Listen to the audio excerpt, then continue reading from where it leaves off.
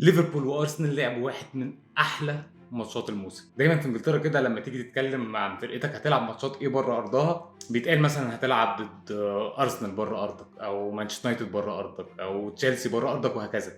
الا ماتش ليفربول دايما بيتقال هتلعب في انفيلد، ببساطه عشان الاستاد ده اصعب استاد تعمل فيه نتيجه بره ارضك. فبالمنطلق ده تعادل ارسنال ممكن يكون بطعم المكسب، ولكن لما تبقى كسبان 2-0 وعامل ماتش رهيب اول 40 دقيقه، ان انت تخلص الماتش متعادل 2-2، يبقى التعادل بطعم الخساره. ولكن برضو لما الحارس المرمى بتاعك يعمل 3 تصديات بجد من احسن 3 تصديات اللي هتشوفوهم الموسم ده كله، منهم 2 في الوقت بدل الضايع، ومحمد صلاح يضيع ضربة جزاء، فالتعادل ده بطعم المكسب. بس برضو ارجع تاني واقول، لما تضيع فرص كتير منهم فرصة زي دي في وقت زي ده، فالتعادل يمكن يكون بطعم خسارة تاني. من الآخر كده لو الكلام ده هيبقى له معنى، نقدر نقول إن أرسنال كان محظوظ إنه ما يخسرش، ولكن خانه الحظ إنه يكسب، لأن النتيجة دي ما بتفيدش ليفربول ولا بتفيد أرسنال، والفريق الوحيد الكسبان من الأسبوع ده هو مانشستر سيتي. وفي بقية الدوري مانشستر يونايتد بيلاقي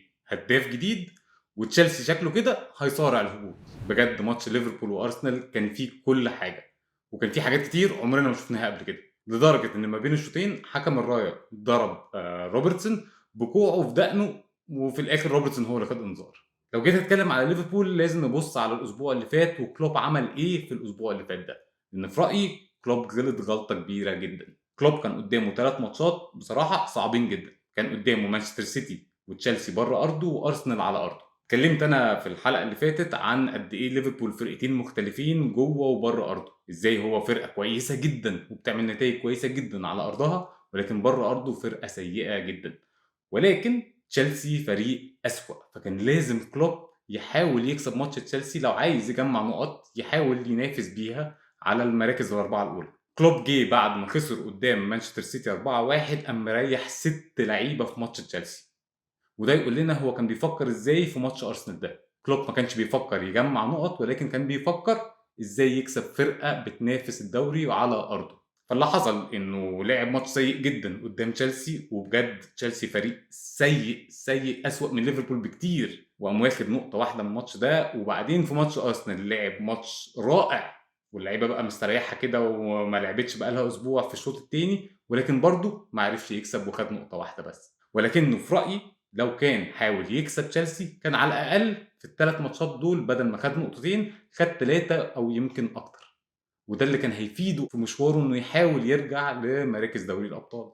على الناحيه الثانيه بقى ارسنال ورانا في اول 40 دقيقه انه بجد عنده اللعيبه وعنده الجوده انه يكسب الدوري ويكسب اي فرقه في اي استاد في اي وقت. ولكن الحاجه اللي شكلها كده ناقصه منه الذكاء والخبره، انه ازاي يمتص جمهور مرعب في استاد مرعب زي استاد الانفيلد. لان اول 40 دقيقه الاستاد ده كنت تسمع فيه دبه النمله، ولكن بعد ما ليفربول جاب الجون الاول ليه الاستاد ابتدى يتشحن، اللعيبه ابتدت تتشحن، وارسنال ما عرفش خالص لعيبته ولا ارتيتا بتغييراته يمتص الحماس اللي بقى موجود في الملعب ده. واي حد كان بيتفرج على الماتش كان متوقع ان ليفربول هيجيب جون التعادل. الميزه الوحيده اللي ارسنال يطلع بيها من القصه دي كلها ان استاد الاتحاد لما يروح يلاعب مانشستر سيتي استاد مش مرعب خالص زي استاد انفيلد.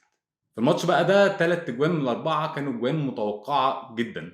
مارتينيلي اللي جاب الجون الاول لارسنال بقى كده جايب 6 اجوان في ليفربول عشان يبقوا الفريق الاكتر اللي عمره يجيب فيه جوان في تاريخه. روبرتو فيرمينو جاب الجون العاشر له في ارسنال مش ضربات جزاء، علشان يبقى اكتر لاعب في تاريخ ارسنال يجيب فيهم اجوان من غير ولا واحد فيهم يكون ضربه جزاء. ومحمد صلاح بالرغم من تضييعه لضربه الجزاء ولكنه جاب الجون الاول عشان يبقى اللعيب الوحيد في تاريخ الدوري الانجليزي اللي يجيب 9 تجوان او اكتر في ارسنال وفي مانشستر يونايتد. بالرغم من الريمونتادا اللي ليفربول عملها، ارسنال بيحافظ على رقمه في انه في اخر 31 ماتش سجل فيهم الاول ما خسرش منهم ولا ماتش، كسب 28 وتعادل 3.